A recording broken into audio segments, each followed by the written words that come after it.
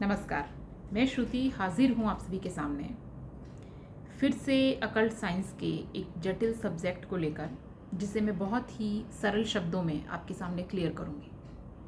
और वो है नीच भंग राजयोग और विपरीत राजयोग। ये प्रश्न मेरे सामने कई बार आया कि हम चार्ट में नीच भंग राजयोग को कैसे समझें और विपरीत राजयोग को फलित कैसे करें। तो मैंने बहुत ही इजी टेक्निक के साथ में आज कोशिश की है कि मैं ये चीज़ जो है आपको क्लियर कर पाऊँ। देखिए, शास्त्रों में बहुत जगह उल्लेख आपको मिल जाएगा किस तरह से किसी प्लैनेट का नीच भंग होता है। अगर उसको बहुत आसान तरीके से समझना है तो दो कंडीशन है जिनको आप ध्यान में रखिए।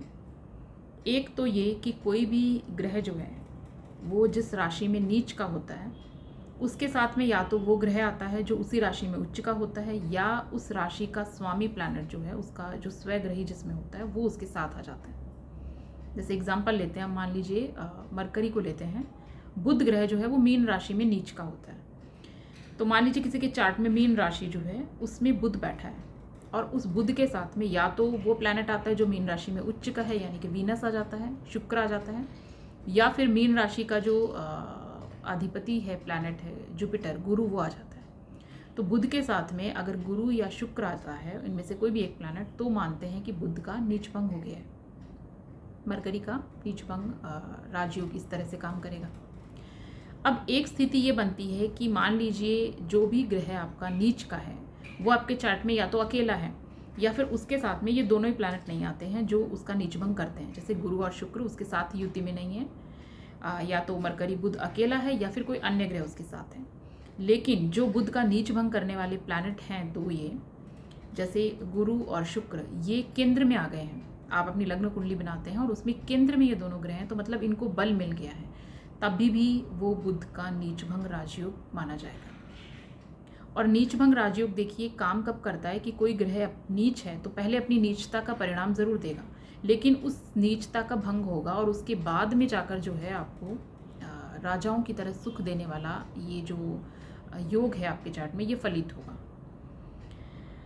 इस तरह से हम नीच भंग राजयोग को समझेंगे और इन परिस्थितियों में देख के तो आप अपने चार्ट में लगा के देखिए कि अगर कोई प्लैनेट नीच का है तो उसका नीच भंग किस तरह से हो रहा है। अब हम लेते हैं विपरीत राजयोग।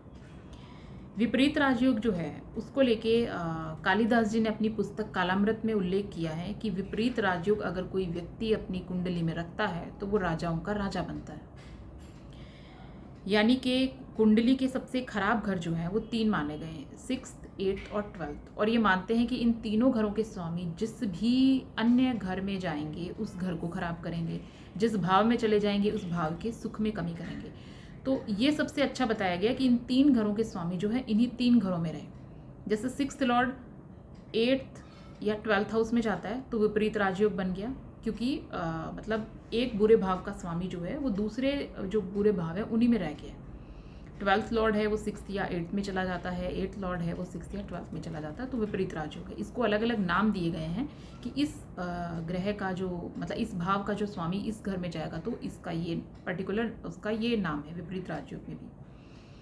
लेकिन इसको बहुत सरल तरीके से आपको समझना, तो आप ये ध्यान रखिए कि इन 3 घरों के जो लॉर्ड है इन्हीं में आ गए। लेकिन विपरीत राजयोग फलित होने के लिए जो शर्त है वो ये कि वो प्लैनेट जो विपरीत राजयोग बना रहा है जिस घर में गया है वहाँ वो अकेला होना चाहिए, किसी के साथ युति में नहीं हो और उस पर किसी अन्य ग्रह की दृष्टि ना हो, तभी ये प्रभावशाली ढंग से फलित होता है, ये योग काम करता है।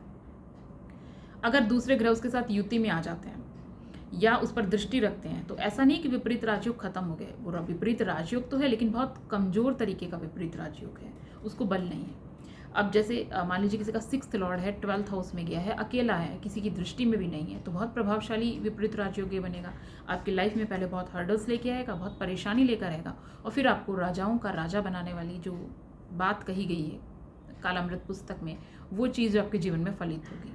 लेकिन जो शर्त मैंने बताई है उसको आपको ध्यान में रखना है, तभी ये प्रभावशाली तरीके से कार्य कर पाएगा। उम्मीद करूंगी कि जो मैंने बहुत ही सरल शब्दों में बताने का ट्राई किया है नीच भंग राजयोग को समझने का और विपरीत राजयोग को जानने का, वो चीज़ें जो है आपको क्लियर हुई होगी। अगर आपको मेरे वीडियो अच्छे लगते हैं तो इन्हें लाइक करना मत भूलिए, और अगर अभी तक आपने मेरे चैनल को सब्सक्राइब नहीं किया है तो प्लीज़ इसे सब्सक्राइब ज़रूर कीजिए। मुझसे पर्सनल कंसल्टेशन के लिए आप डिस्क्रिप्शन में दिए गए ईमेल आईडी पर मुझसे कांटेक्ट कर सकते हैं। धन्यवाद।